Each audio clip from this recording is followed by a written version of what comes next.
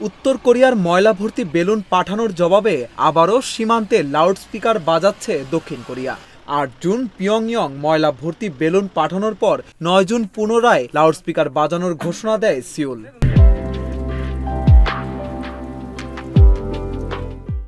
বার্তা সংস্থা AFPর প্রতিবেদনে এ তথ্য জানা গেছে।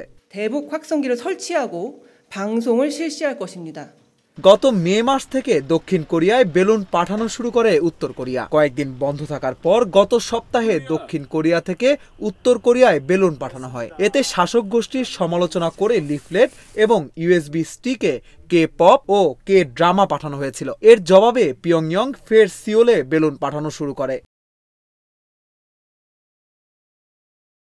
৮ জুন সিওলে প্রায় ৩৩০টি বেলুন পাঠানো হয়েছে। এর জবাবে উত্তর কোরিয়ার বিরুদ্ধে লাউডস্পিকারে প্রচার শুরু করার ঘোষণা দেয় দক্ষিণ কোরিয়া। ২০১৮ সালের পর আবার দক্ষিণ কোরিয়া এমন পদক্ষেপ নিচ্ছে। এদিকে দক্ষিণ কোরিয়া লাউডস্পিকার বাজানোর ঘোষণায় উত্তর কোরিয়া এখন পর্যন্ত কোনো প্রতিক্রিয়া জানায়নি। কিন্তু এই লাউডস্পিকার বাজানোকে যুদ্ধের শামিল হিসেবেই দেখে পিয়ংইয়ং। অতীতে এই লাউডস্পিকার উড়িয়ে দেওয়ার হুমকিও দিয়েছিল কিম জং উনের দেশ।